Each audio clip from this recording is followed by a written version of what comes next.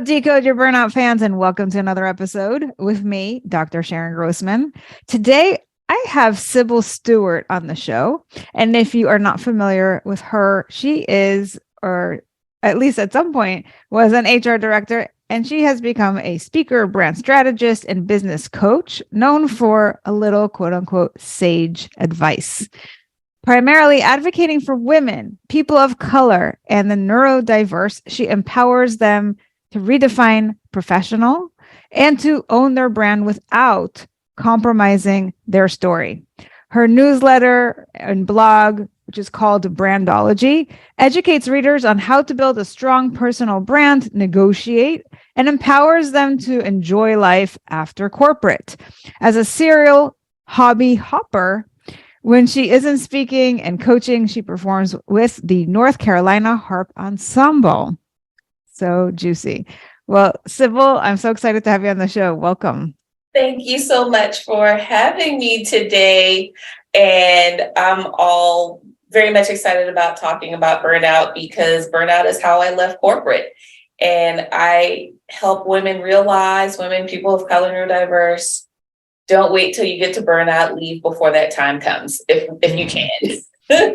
Okay, which really brings up the question, how do I know if it's time for me to leave? So before we answer that, though, take us on a journey and tell us, what was your story like that led you to burnout? Sure. So I was, like you said, a director of HR, specifically in the DE&I space. There's a lot of media attention around diversity leader burnout, and I lived it. So I had been in HR for almost 15 years. And my very last year, I was actually hospitalized. I was nearing stroke levels. And I was never previously hypertensive. I was never previously anything. I'm a pesca vegan. So I lead a really healthy life. So I told somebody, I said the math was not mathing. And I ended up in the hospital for a couple of weeks. When I got out of the hospital, my employer immediately wanted me to return to work, and I could not. I couldn't find the energy, the headspace, the words to advocate for myself in the way that I was trained and hired to advocate for others. There was no one in the room for me. Wow. And that was when I realized I had to leave corporate. And this is one of those moments that I tell a lot of my clients and women I work with. I said, sometimes your niche finds you in the unexpected places. And my unexpected place just happened to be at Duke University. So I'm really excited that I survived. All, blood pressures are normal now, and I get to serve still in the diversity space, but in new ways. But what exactly happened in the workspace that led you to burnout, led you to get hospitalized, led you to practically have a stroke? Yes. Yes. What was going on there?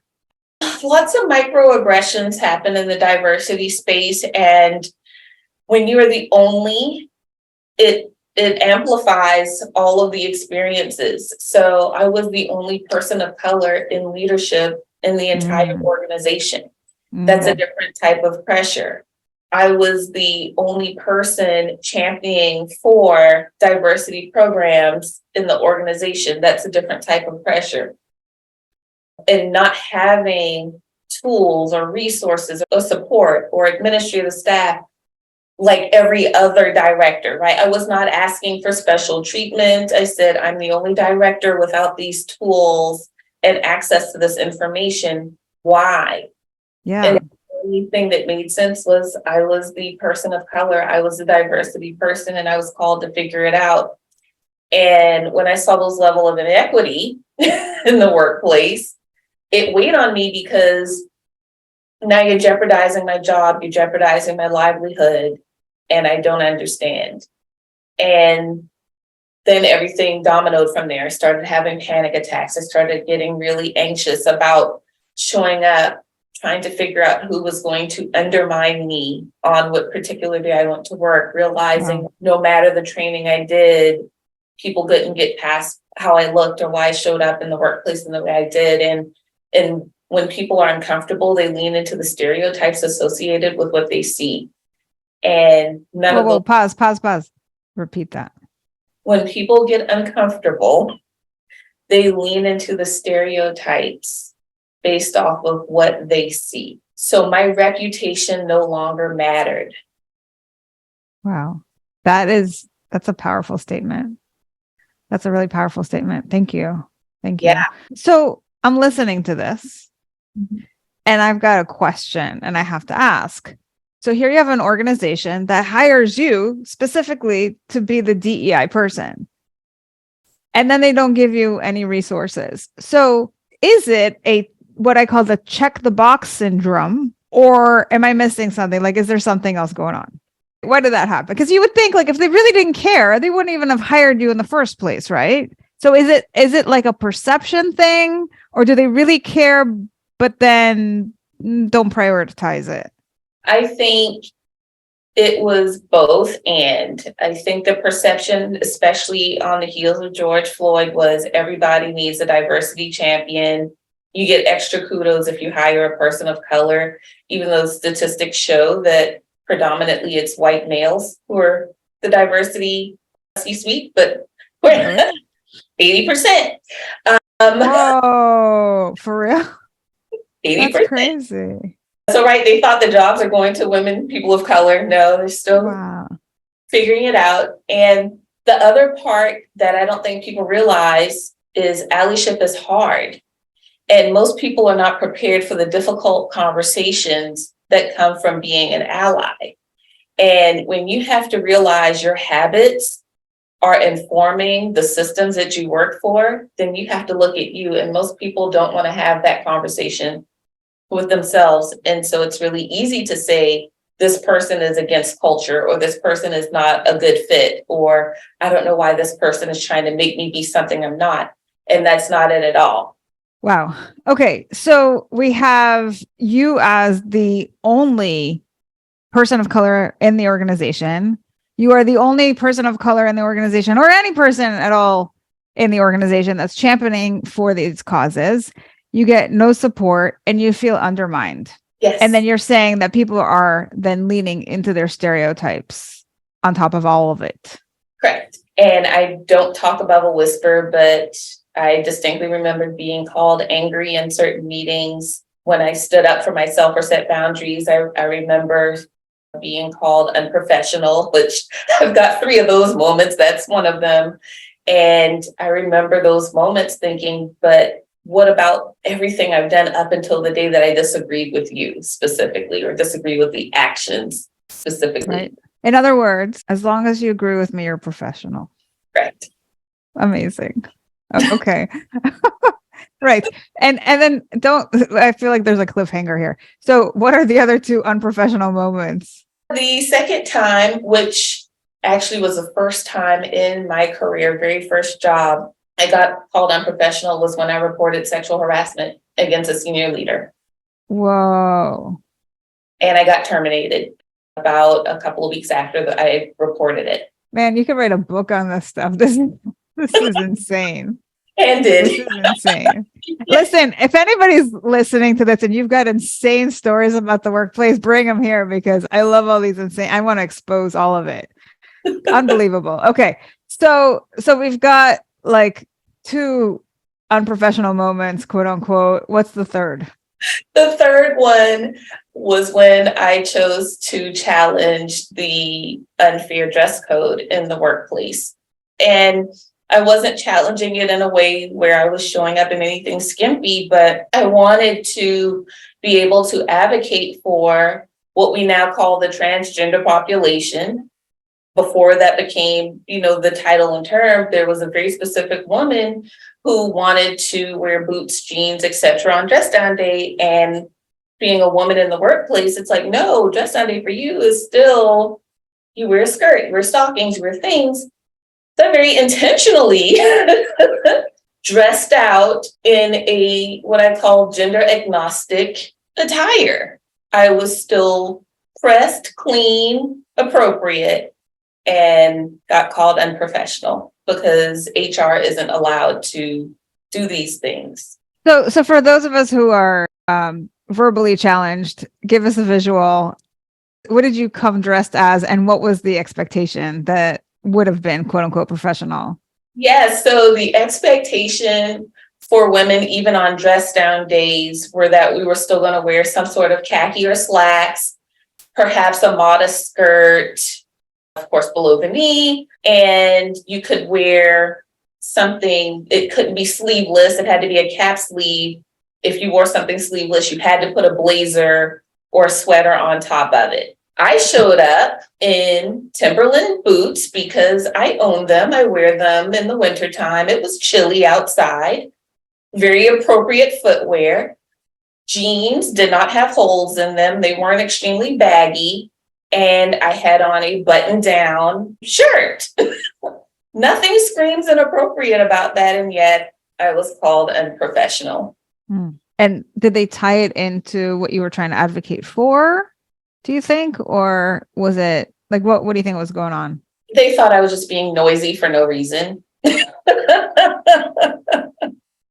And I said, but isn't that what HR is? We're supposed to be the advocates for everybody at work. This is how I am advocating for this very human person who wants to show up in the space. And a couple of weeks after I pulled my stunt, they revised the dress code.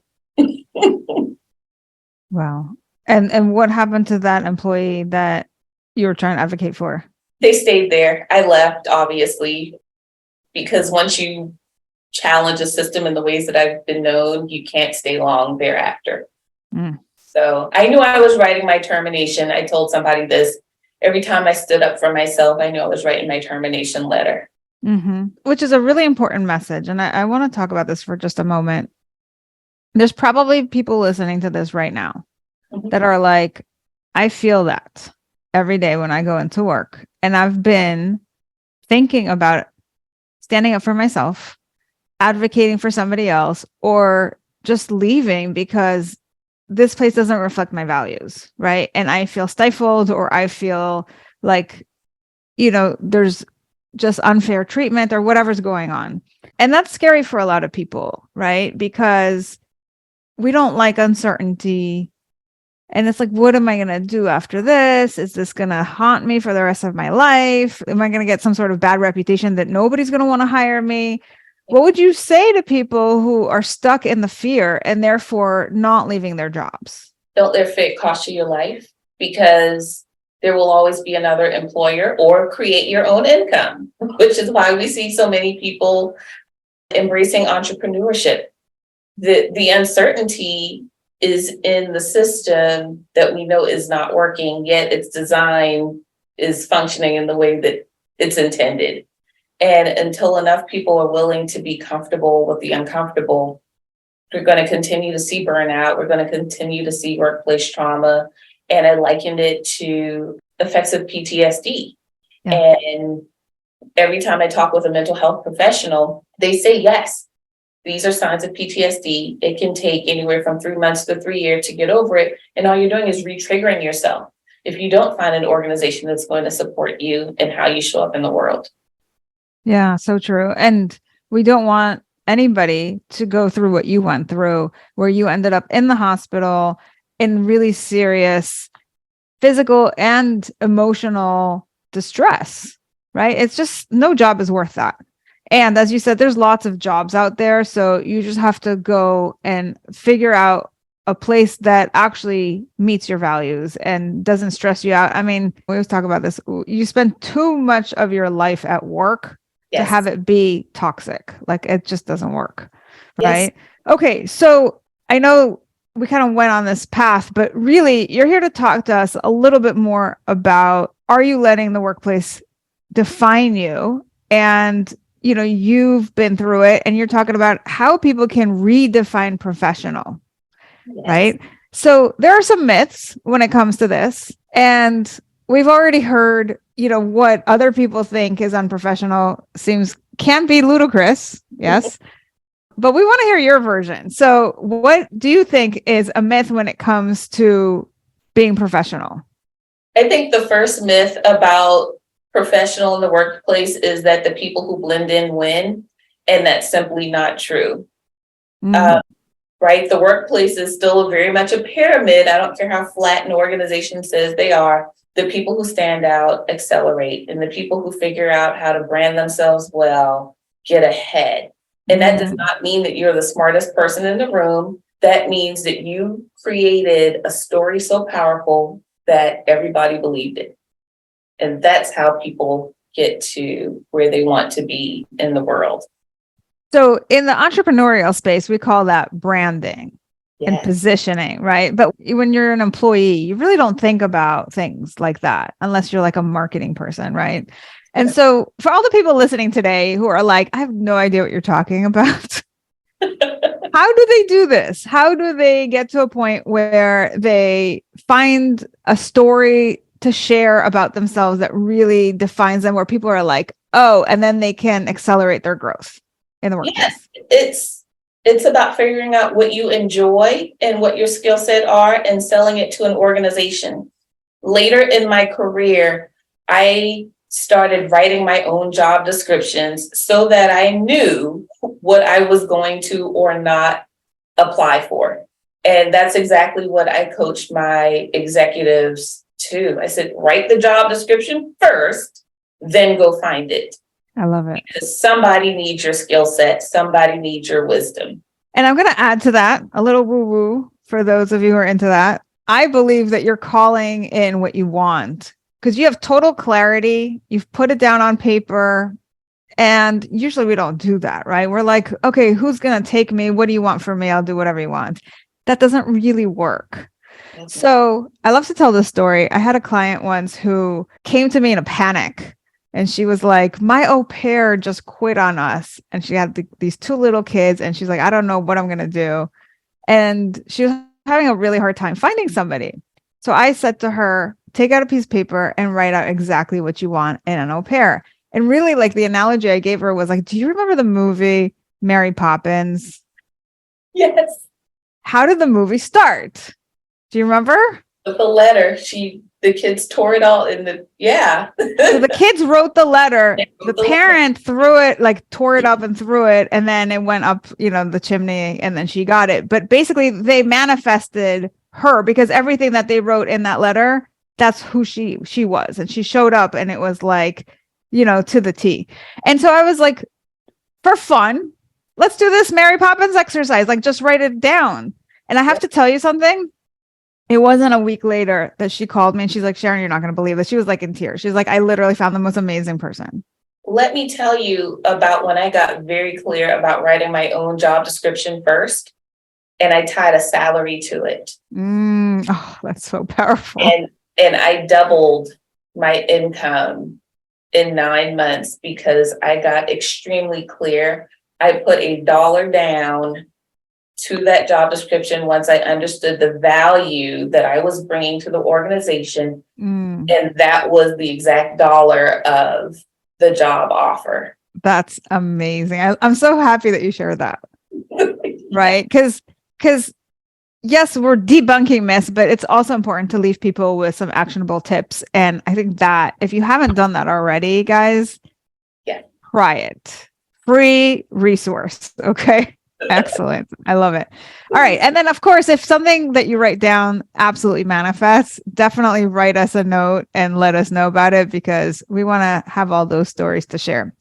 Okay. So myth number 2, go. Yeah. I think the second myth is you have to be reflective of the company culture. And that's, again, not true. And I think companies are realizing that the more diversity they have, the better they are at problem solving. And that comes simply from perspective. Of course, we're going to problem solve better because each of us have a different reason for why we need the problem solved. So to run an effective company, quote unquote, culture, you should not mirror everything that is already there. Otherwise, the company is not scaling, is not growing, is not being profitable in all the ways it can be. I liken this to agriculture, if you will.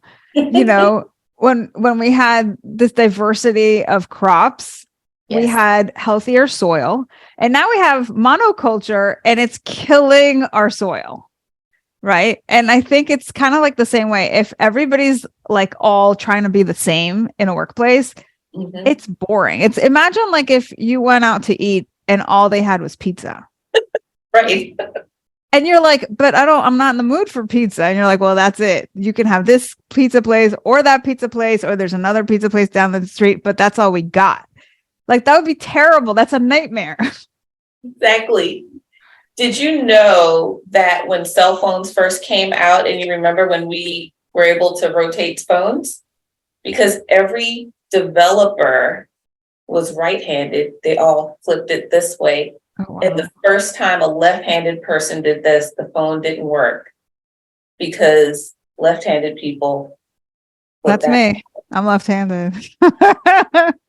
Right? But they would have never known because that's so interesting. The left-handed 10-15% of the population were not on the original design team. Wow. That's fascinating. Okay. Hit us with number 3. So number 3, it's not safe to stand out in the workplace. And again, if you are interested in redefining professional, if you're interested in becoming a thought leader in your space and in your industry, the only option you have is to stand out. Thought leaders are contrarian by nature, and we take the risk that nobody else is willing to take because we believe that things can be better than they are. So if your goal is to make a meaningful change, then don't fit in. You were designed to stand out. Absolutely. Absolutely. So it kind of takes me back. For those of you who are familiar with Brené Brown, she always talks about this quote about being in the arena. And then she talks about, if you're not in the arena, also getting your ass kicked, I'm not interested in your feedback. Right. And because so many people are quick to judge and quick to exclude, and they hide behind the safety of the masses, but you're just blending in. You're not really special. Right. You know, you want to bring your special on, then you've got to shine your light. And that might be different from what everybody else is doing, but it takes courage to do that. And that's what she means about showing up and playing in the arena, you know, because it's safe to like just avoid it and say, oh, you know, I might fail. I might make an idiot out of myself. Maybe I'll lose my job. Like, you lost your job. Yeah. Because you stood up for what you believed in. And I want to say to people who are scared of that happening, that could be the best thing that ever happens to you. Like, that is, sometimes we need that kick in the butt because we're so scared to make the move, but we're miserable where we are. And we need somebody else to say, you don't belong here, get out. And then we're like, I don't have a job. And then you're like, thank God I don't work there anymore. Life is so much better. And I didn't even know it. Quick story. So I lost my job. And I did what any reasonable unemployed person did. I went to London for a week. Said I'll figure it out when I get back because I needed space. And I had positioned myself responsibly, even leading up to that, to say, okay, if I lose my job, I've got a financial cushion that I was really grateful to have. And you're like, really? You're going on vacation? I'm like, yeah, I haven't had a vacation in like 3, 4, 5 years. Yes, I'm going on a vacation. So, yeah, I mean, it's no wonder you burned out between the toxicity and then the just being on all the time. Why did you never take a vacation for so many years? When you're the only person in your department of one, it leaves really little space to vacate. And I would go on many trips or many things, but what's happening? The emails are still going off. People still want things because they don't honor the out of office. There's always an emergency that's really a non-emergency when you get scope and perspective.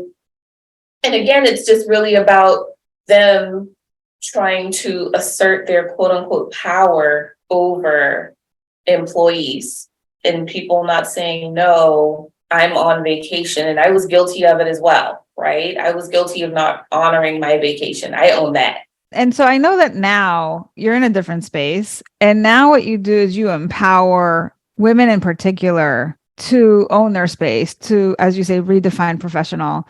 So if you had somebody come to you now who is like a clone of who you used to be, it's that person who's like an N of one in the office. They never take a vacation. It's been 5 years. What do you tell them?